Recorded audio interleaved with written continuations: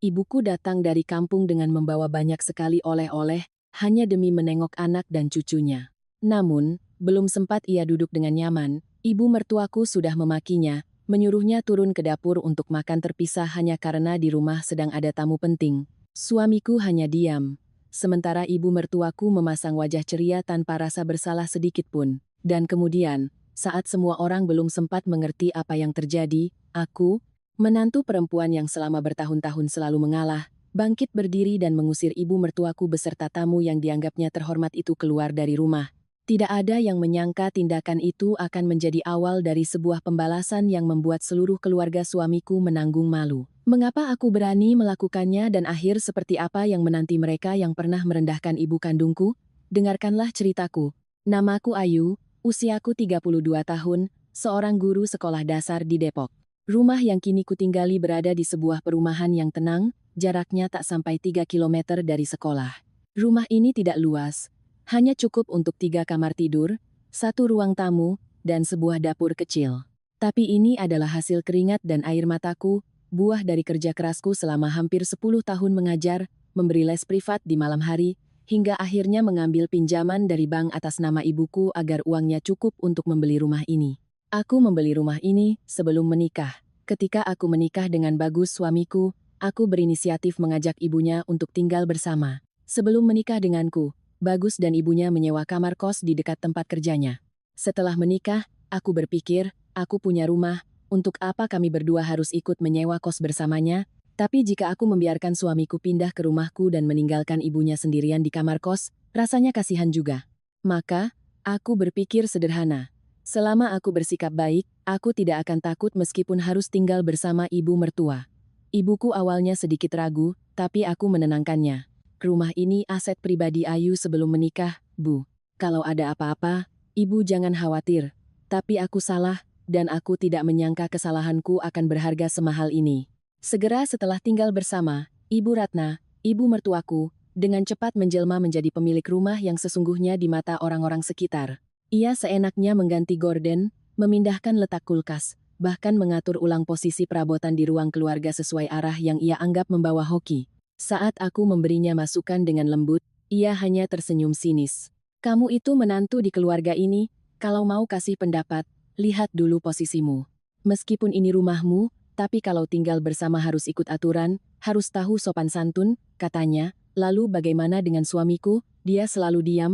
Setiap kali aku menghela napas, dia hanya berkata, "Sudahlah, makan sudah tua, jangan diambil hati. Lagi pula, Mama di rumah mengurus pekerjaan rumah tangga, kan jadi lebih ringan buat kamu." Aku tidak berkata apa-apa lagi, dan perlahan aku belajar untuk diam. Aku berkata pada diri sendiri, abaikan sedikit, sabar sedikit, nanti juga semua akan baik-baik saja. Tetapi ternyata, kesabaran terkadang hanya membuat orang lain semakin menjadi-jadi. Hari itu adalah hari Sabtu, ibuku datang dari kampung untuk menengok cucunya. Ia sudah meneleponku malam sebelumnya dengan suara penuh semangat. "Ayu, Ibu panen sayuran organik sama dapat beberapa ekor ikan gabus dari sawah. Besok Ibu bawakan untuk kamu dan Bima ya, biar ganti suasana makan." Aku sangat senang dan langsung berkata, "Kalau begitu Ibu datang saja, nanti Ayu bilang dulu ke Ibu mertua. Ayu juga libur sore, sudah lama kita tidak makan semeja bareng." Aku mengirim pesan pada suamiku, "Besok sore ibuku datang, tolong ingatkan Mama untuk menyambutnya ya." Dia hanya membalas singkat, "Iya." Siang keesokan harinya, setelah selesai mengajar les tambahan, aku mampir ke supermarket membeli buah-buahan lalu bergegas pulang. Di perjalanan pulang, aku membayangkan ibuku sedang duduk bermain dengan cucunya. Keduanya tertawa riang. Aku membayangkan meja makan dengan semangkuk sayur bening yang masih mengepul, dengan suara ibuku yang mengingatkanku untuk makan pelan-pelan seperti saat aku kecil dulu. Tapi kenyataannya berbeda. Begitu aku masuk ke gerbang, aku mencium aroma ikan gabus masak kunyit yang khas, hatiku terasa senang. Di ruang tamu, terdengar suara tawa dan obrolan yang ramai, tetapi saat masuk ke dalam, aku tidak melihat ibuku. Hanya ada ibu mertuaku yang duduk rapi di sofa tengah, mengenakan gaun yang anggun, rambut disanggul rapi, bibirnya masih terpoles sedikit lipstik merah, wajahnya berseri-seri dengan cara yang dibuat-buat. Di sebelahnya duduk seorang perempuan berusia sekitar 50 tahun, pergelangan tangan kiri dan kanannya penuh dengan gelang emas yang berkilauan. Aku langsung menduga itu adalah Ibu Larasati, Orang yang sering disebut-sebut ibu mertuaku seolah-olah dia adalah seorang dewi penolong, ketua arisan wanita pengusaha yang kenal baik dengan Pak Lurah. Aku menunduk. Permisi, Bu. Permisi, Tante, sedang main ke sini. Ibu mertuaku menjawab dengan suara manis yang dibuat-buat. Sudah pulang kamu nak? Ini Tante Larasati, yang sering Mama ceritakan. Oh, halo Tante. Ibu dan Tante silakan mengobrol. Ayo ke kamar dulu ya. Sambil berbicara, aku berjalan sambil berpikir, mungkinkah ibuku belum sampai, tapi baru beberapa langkah, pemandangan di depanku membuatku berhenti. Ibuku, perempuan yang usianya sudah lebih dari 60 tahun dengan punggung yang sedikit bungkuk, sedang sibuk mencuci setumpuk besar piring di dapur. Rambutnya basah oleh keringat, bibirnya terkatup rapat, aku bergegas menghampirinya, terkejut. Ibu sedang apa? Mbak Siti kemana kok ibu yang mencuci? Siapa yang menyuruh ibu? Aku melihat ke wastafel. Tumpukan piring besar dan kecil dengan motif mewah, panci dan wajan di atas kompor bahkan belum sempat dibersihkan. Aku berbalik melihat ke arah ruang tamu, suara tawa ibu mertuaku dan ibu Larasati masih terdengar nyaring. Aku mengerti. Aku kembali dan merendahkan suaraku, Bu, jujur sama Ayu, siapa yang menyuruh ibu mencuci piring?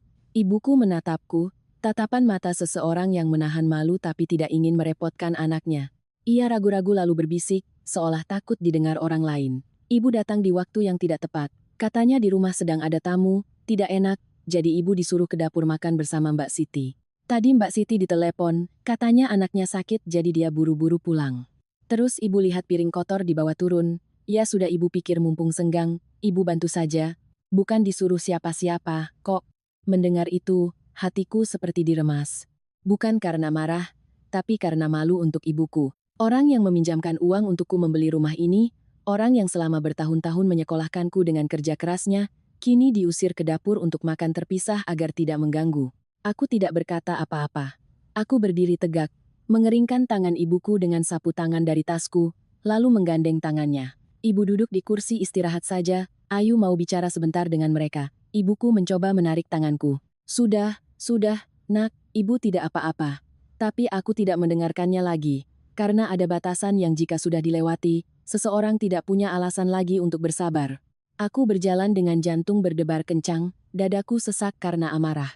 Perasaan tercekat saat melihat ibuku, yang melahirkan dan berkorban seumur hidup untukku, disingkirkan ke dapur seperti orang asing, seperti orang yang tidak punya tempat di rumah, yang ia bantu beli dengan utang atas namanya. Perasaan itu lebih sakit daripada setiap kali aku disindir oleh ibu mertuaku, diremehkan soal urusan rumah tangga, atau menelan semua kekesalan hanya demi menjaga keharmonisan rumah tangga. Ruang tamu riuh dengan tawa, lampu kristal menyinari langsung set sofa kayu jati yang mengkilap. Set sofa yang saat lebaran lalu dipoles oleh ibu mertuaku, hanya agar terlihat mewah saat menjamu tamu, meskipun rumah kami jarang kedatangan tamu. Aku melangkah ke tengah ruangan, tanpa menyapa, tanpa basa-basi. Aku menatap lurus ke arah Ibu Larasati. Suaraku tidak tinggi tapi cukup untuk didengar semua orang. Maaf, Tante adalah tamu, tapi ada urusan keluarga yang harus saya bicarakan sekarang juga di sini. Ibu Larasati menoleh, sedikit mengernyitkan dahi, menunjukkan ekspresi tidak mengerti. Ibu mertuaku tertegun sejenak, tapi langsung tertawa canggung. Saat ia hendak bicara, aku melanjutkan, ibu saya, yang datang dari kampung membawa ikan gabus dan sayuran segar untuk cucunya, telah disuruh makan terpisah di dapur. Apa Tante tahu alasannya? Karena ada yang bilang ibu saya tidak cukup pantas untuk duduk di sini sebagai tamu di rumah ini. Begitu kalimat itu selesai, suasana di ruangan itu seolah terpotong pisau, sunyi dan menyesakkan. Ibu Larasati menoleh ke Ibu Ratna, wajahnya mulai menunjukkan keraguan. Bu Ratna, ada apa ini? Ibu Ratna buru-buru meletakkan cangkir tehnya, berdiri, suaranya lebih tinggi dari biasanya. Ayu, kamu ini bicara apa? Ibumu datang pas saya sedang menerima tamu, saya cuma bilang istirahat dulu di bawah. Saya kan belum sempat panggil ke atas, kamu sudah melebih-lebihkan. Aku tersenyum getir, tanpa mundur selangkah pun, tanpa menoleh. Aku hanya menatapnya, orang yang pernah memanggilku mesin beranak, guru dengan gaji 3 koma, dan orang yang tidak selevel dengannya. Tidak perlu dipanggil, Bu. Orang yang baik tidak akan menyuruh besannya mencuci piring di dapur sementara dia sendiri asyik mengobrol dan tertawa terbahak-bahak di atas sini. Ibu Ratna memerah, bukan karena malu, tapi karena harga dirinya, sesuatu yang selalu ia jaga, tersentil. Berani sekali kamu bicara seperti itu pada ibu mertuamu? Terus terang saja, ibumu itu tamu tak diundang? Apa saya harus membatalkan seluruh pertemuan saya? Ibu Larasati tampaknya mulai merasa tidak nyaman. Ia mencoba berdiri, suaranya mengecil. Sudah, Bu Ratna, mungkin hanya salah paham. Tapi Ibu Ratna buru-buru memegang tangan Ibu Larasati, menahannya, matanya menunjukkan kepanikan. Tidak apa-apa Bu, ini cuma masalah keluarga kecil. Ayu memang emosinya suka meledak-ledak. Bicaranya begitu tapi tidak ada maksud apa-apa. Masalah kecil, saya emosional, Ibu pikir saya tidak tahu apa-apa selama 4 tahun ini? Ibu mengganti kunci rumah tanpa bertanya padaku, menata ulang ruang keluarga sesuka hati, menghina ibuku sebagai orang kampung. Tapi hari ini ibu sudah keterlaluan. Rumah ini atas namaku, ini uang yang kukumpulkan dan yang ibuku pinjam dari bank untuk membantuku. Aku menarik napas dalam-dalam. Jika ibu merasa sebagai pemilik rumah ini, maaf, sebaiknya ibu bangun dari mimpi. Suasana begitu hening hingga aku bisa mendengar getaran cangkir teh di tangan Ibu Larasati.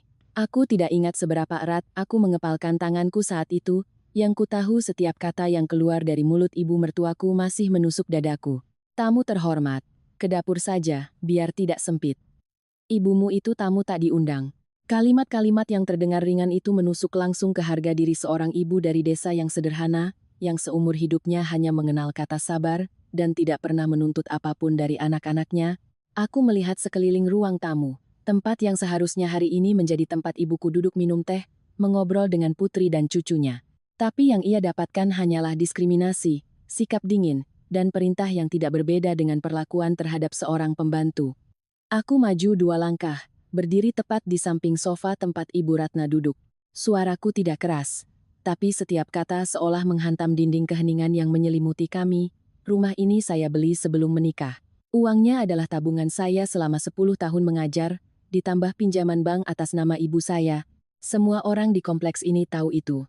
Saya tidak pernah mengungkitnya karena saya pikir, selama orang di dalam rumah ini hidup rukun, siapapun nama yang tertera di sertifikat tidaklah penting. Tapi hari ini, ibu sendiri yang memaksa saya untuk mengatakannya lagi. Wajah Ibu Ratna menjadi gelap, matanya sedikit goyah, tapi ia masih berusaha tegar, menjaga suaranya tetap datar. Saya ini orang tua di rumah ini. Kamu pikir karena punya sedikit uang bisa membeli rumah, kamu bisa berbuat semaunya? Tanpa saya, apa kamu bisa menikah dengan bagus?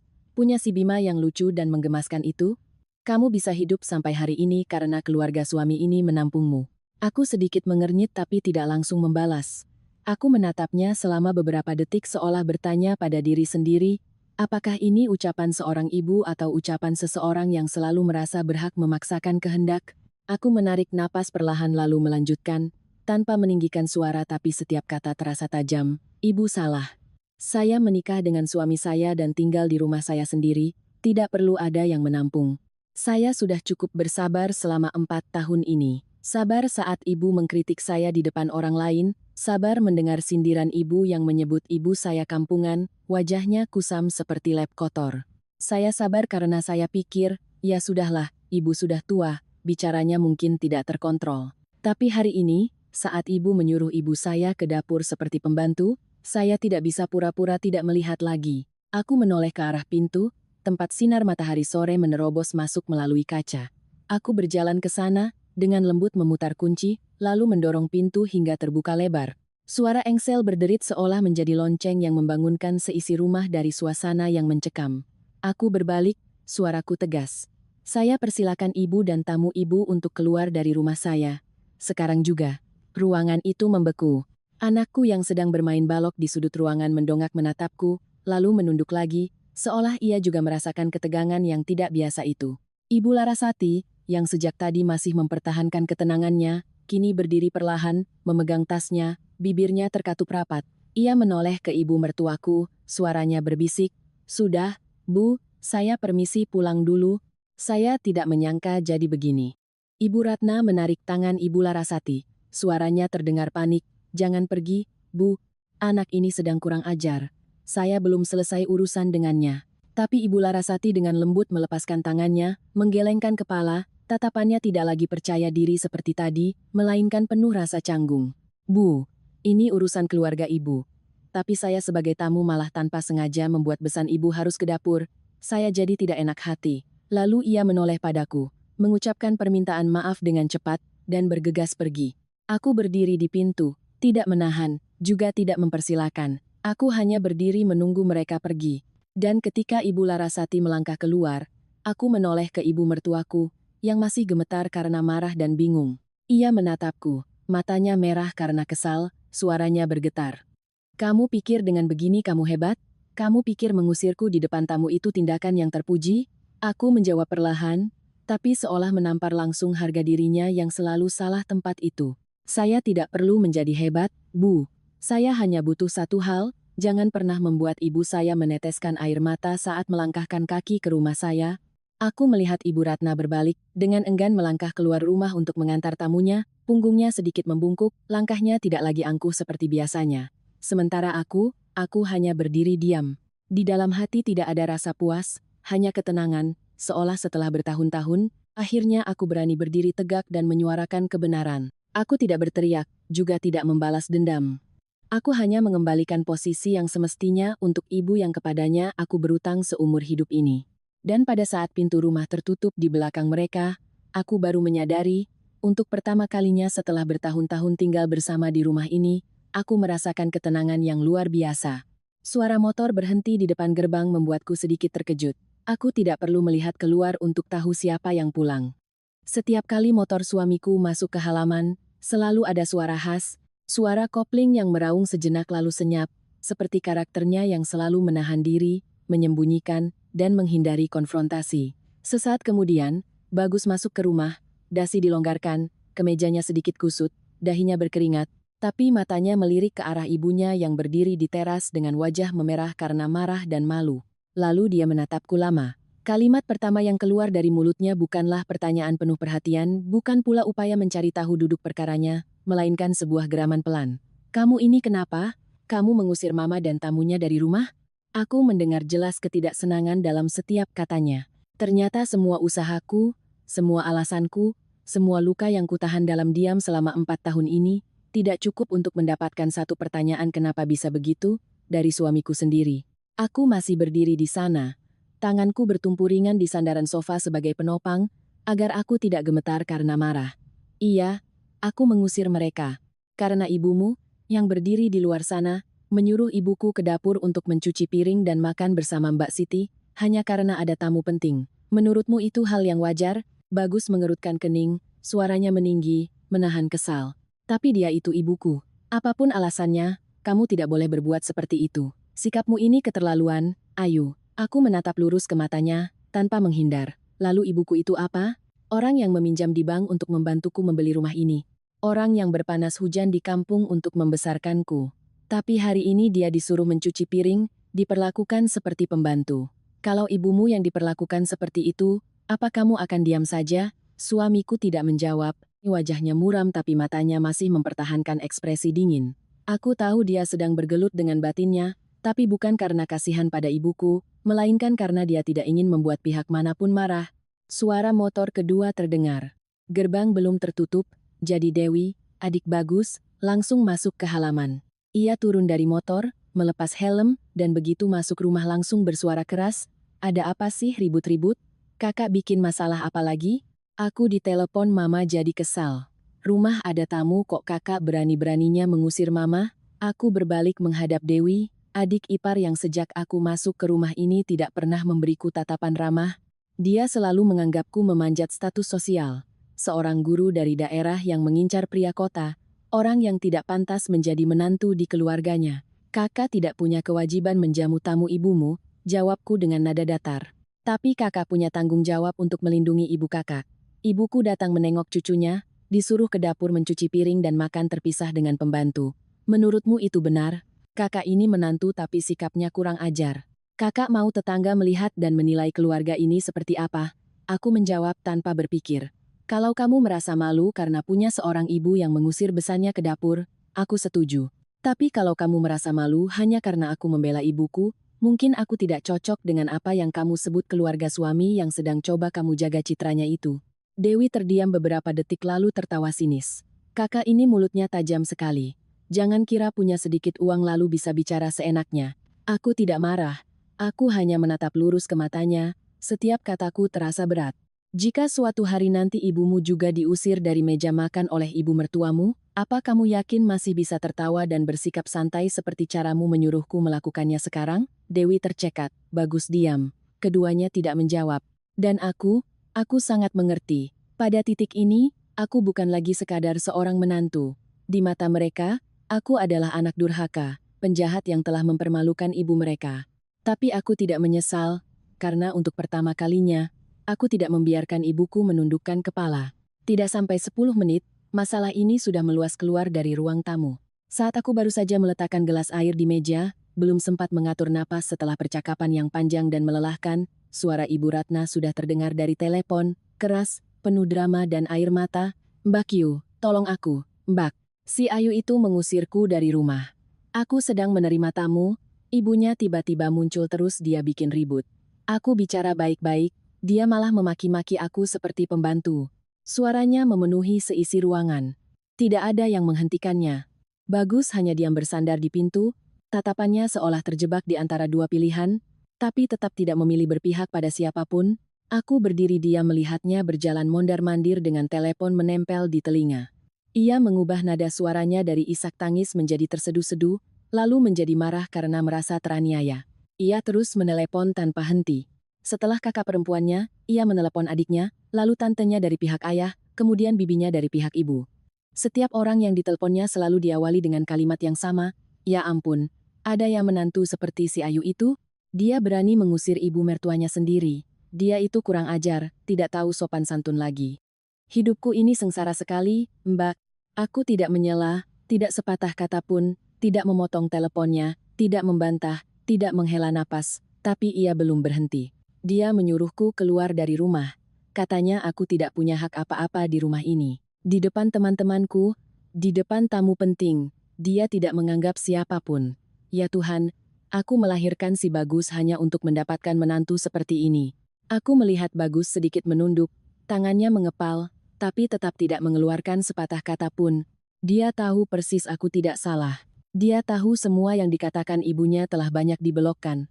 Tapi dia tetap diam. Seperti yang selalu ia lakukan selama 4 tahun ini, memilih untuk tidak berpihak, agar tidak membuat siapapun marah. Aku menatapnya, lalu berpaling.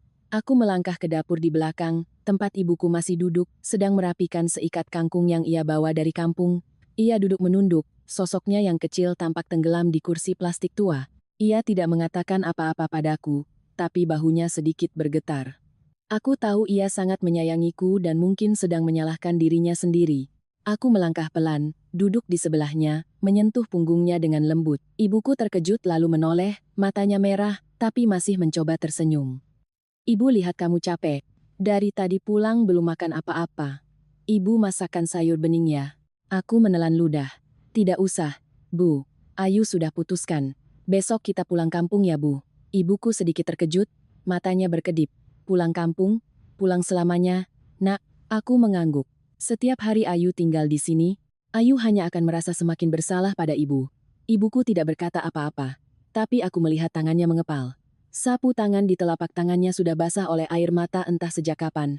Aku tahu ia tidak ingin aku pergi karena dirinya, tapi aku lebih tahu lagi, jika aku masih membiarkannya menanggung 1 detik pun penghinaan di tempat yang disebut keluarga ini, maka aku tidak akan punya muka untuk bertemu dengannya lagi. Aku melihat sekeliling dapur, tempat aku pernah sibuk memasak, tempat yang pernah kuanggap sebagai tempat peristirahatan setelah pulang sekolah. Tapi sekarang, semuanya hanya terasa seperti sebuah kerangka dingin yang membungkus hati manusia yang lebih dingin lagi. Dan aku berkata dalam hati, sudah saatnya pergi dari sini. Bukan karena aku kalah, tapi karena aku tidak perlu lagi bertarung dengan orang-orang yang tidak pantas. Malam itu, aku mengemasi semua barang-barangku. Beberapa setel pakaian untukku dan Bima, serta beberapa barang pribadi. Aku tidak tahu apakah ada yang tertinggal. Yang ku tahu, aku tidak ingin berlama-lama di rumah ini sedetik pun lagi. Bukan karena aku takut, juga bukan karena aku merasa salah, tapi karena aku tahu jika aku membiarkan ibuku tinggal lebih lama, bahkan hanya sehari lagi, menahan tatapan merendahkan dari ibu mertuaku, mungkin seumur hidupku aku tidak akan bisa memaafkan diriku sendiri. Ibuku duduk di tempat tidur, kedua tangannya tertangkup di pangkuan, punggungnya sedikit membungkuk, matanya menatap lantai, tidak berkata sepatah kata pun. Ruangan itu seolah membeku, hanya ada suara helaan napas yang tersendat-sendat darinya.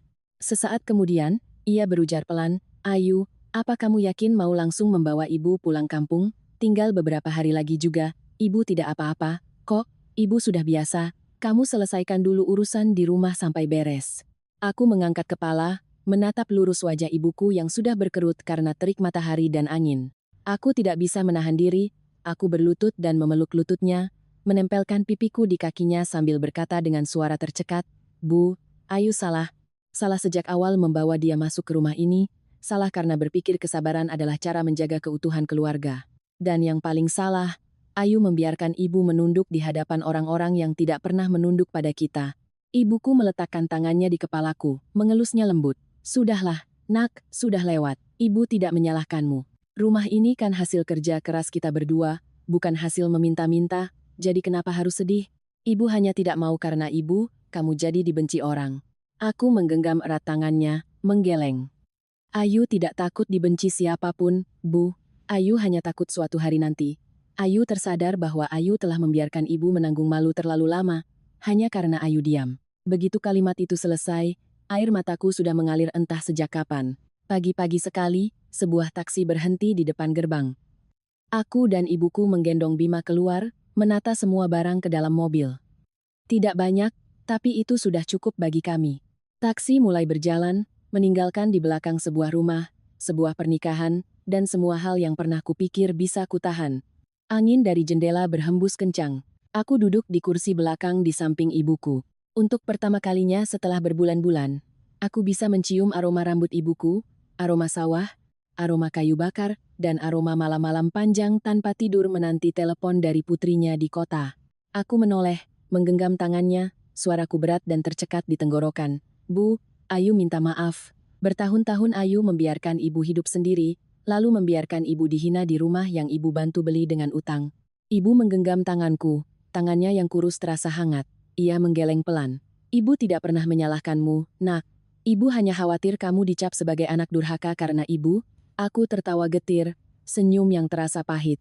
Aku bertanya-tanya, sejak kapan masyarakat mendefinisikan seorang menantu yang baik adalah yang harus membiarkan ibu kandungnya sendiri direndahkan tanpa boleh bersuara? Tapi saat itu aku tidak berdebat lagi.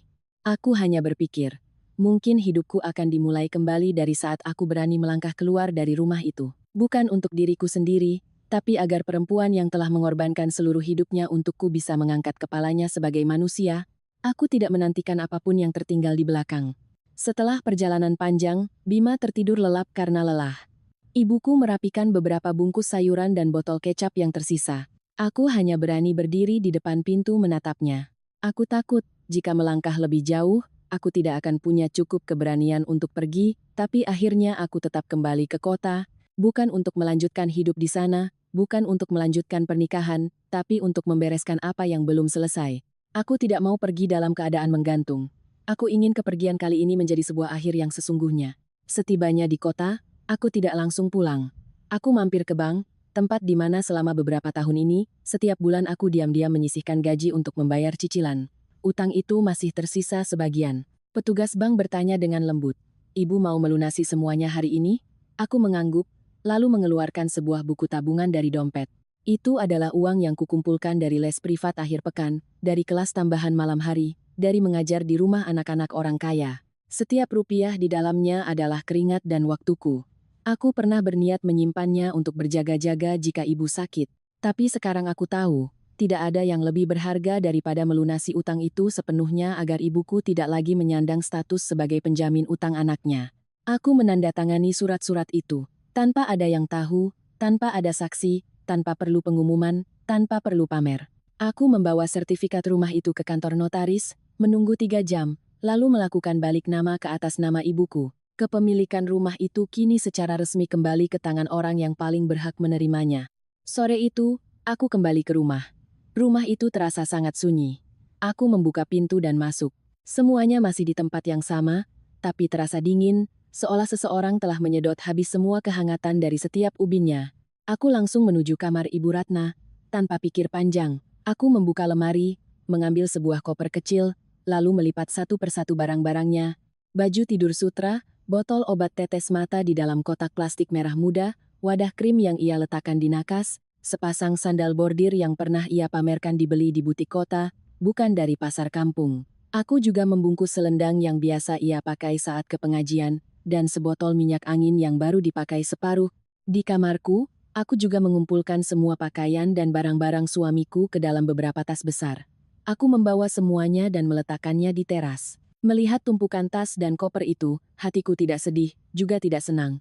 Hanya ada satu hal yang jelas, aku tidak punya apa-apa lagi untuk dikenang di sini. Sebelum mengganti kunci rumah, aku mengirim satu pesan singkat pada Bagus, tidak panjang lebar, hanya beberapa kata. Kalau kamu masih punya sedikit harga diri, angkat kaki dari sini. Ibumu tidak lagi di sini, begitu juga aku. Aku meletakkan ponselku, tidak menunggu balasan, tidak berharap dijawab, dan tidak mengharapkan permintaan maaf. Aku pernah berpikir, jika dia membelaku, sekali saja, aku akan memberi kesempatan. Tapi sekarang, ketika semuanya sudah melewati batas akhir, aku mengerti, diam di hadapan ketidakadilan adalah salah satu bentuk persetujuan. Aku duduk di sofa tempat kemarin ibu mertuaku duduk bersama tamu pentingnya, sementara ibuku makan diam-diam di dapur. Aku duduk di sana sendirian. Aku hanya berpikir, ada perpisahan yang tidak memerlukan dendam, tidak memerlukan pertengkaran, hanya butuh satu orang yang cukup sadar untuk tahu kapan harus mengakhirinya, dan satu orang lain yang cukup salah hingga tidak bisa lagi mempertahankannya. 3 bulan setelah hari di mana aku membawa tasku keluar dari rumah yang pernah kusebut sebagai rumah tangga, aku beralih mengajar secara online. Suatu pagi, saat aku sedang menyiapkan bahan ajar untuk kelas sore, seorang teman yang berjualan di pasar mengirim pesan. Tadi aku lihat mantan ibu mertuamu ke pasar. Digosipin sama ibu-ibu lain, dia cuma diam mematung. Kasihan sih lihatnya, tapi ya pantas juga dia dapat itu. Aku menghela napas, bukan karena senang atau puas, tapi karena aku tahu harga yang harus dibayar Ibu Ratna baru saja dimulai.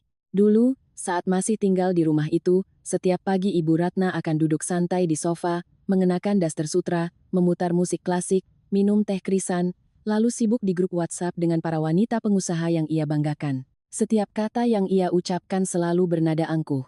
Harus jaga gengsi keluarga ini. Jadi menantu itu yang benar, jangan bikin saya malu di depan orang. Tapi pagi ini, dia sendiri, seorang wanita yang usianya hampir 60 tahun, harus memakai topi keping berjalan kaki ke pasar, punggungnya sedikit membungkuk, bajunya kusut, matanya melirik ke sana kemari seolah takut ada yang melihat. Tapi orang-orang tetap melihatnya, dan mereka tidak berbisik.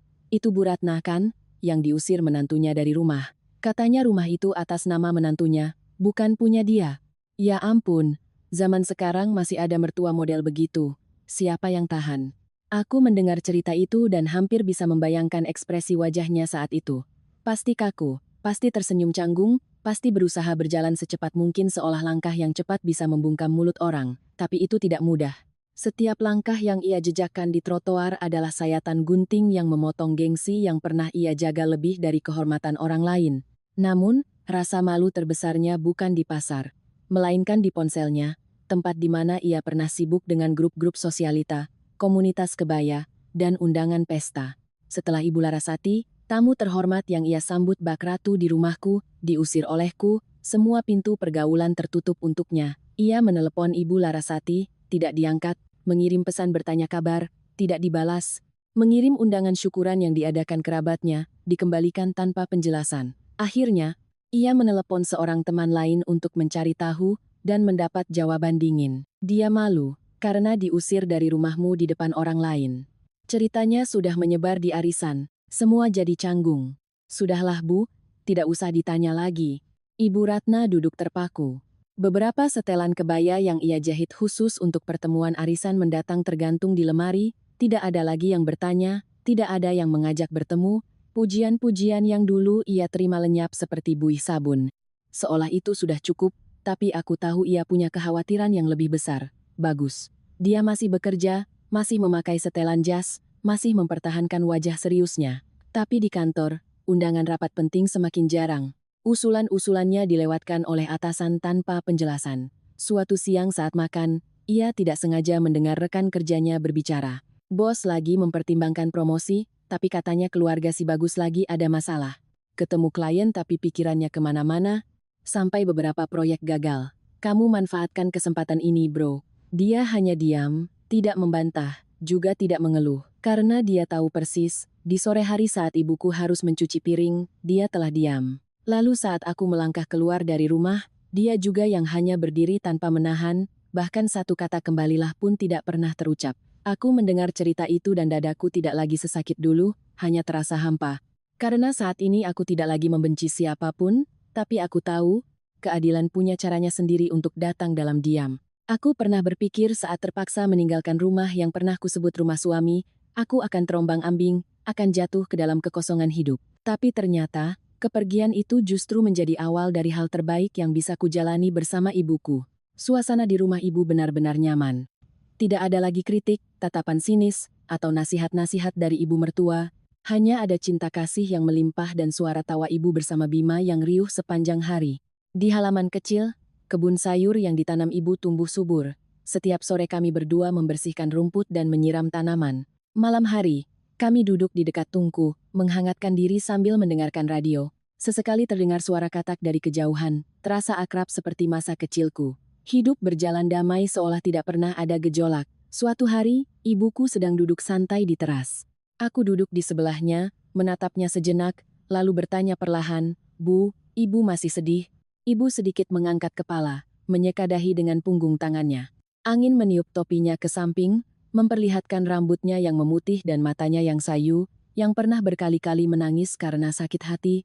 Tapi kali ini aku tidak melihat air mata, hanya senyum yang damai. Ia menjawab, "Sedih kenapa nak? Bisa tinggal sama kamu, masakin kamu, dengar cucu nyanyi-nyanyi. Ibu senang sekali." Ibu juga senang karena ibu percaya, anak ibu akan punya awal yang lebih baik. Aku tidak menjawab apa-apa lagi, hanya menyandarkan kepalaku di bahu ibu, menatap langit biru di depan mata, merasakan kelegaan yang luar biasa di dalam hati. Aku tidak menceritakan kisah ini agar ada yang merasa puas atas penderitaan orang lain. Aku menceritakannya untuk mengingatkan diriku sendiri, dan jika kamu mendengarkan, untuk mengingatkanmu juga, bahwa tidak ada seorang pun yang dilahirkan untuk direndahkan, terutama seorang ibu. Mereka tidak butuh belas kasihan, mereka hanya butuh diperlakukan sebagai manusia yang punya perasaan, punya batasan, dan punya harga diri. Jika kamu pernah harus menelan air mata karena melihat ibumu diremehkan, dianggap orang asing di rumahnya sendiri, maka kamu tidak sendirian. Aku pernah mengalaminya, dan aku tahu kita bisa memulainya kembali dengan cara melangkah pergi, mengangkat kepala, dan hidup dengan lebih terhormat. Terima kasih sudah mendengarkan sampai di sini. Jika cerita ini menyentuh hatimu, tinggalkanlah komentar, meskipun hanya beberapa kata, agar aku tahu kita tidak sendirian dalam diam. Dan jika kamu ingin terus menemani kisah-kisah penuh renungan seperti ini, silakan tekan suka, berlangganan saluran cerita malam, dan nyalakan lonceng notifikasi, agar di malam-malam berikutnya kita bisa bertemu lagi di antara kisah-kisah yang tulus, tidak glamor, tapi nyata.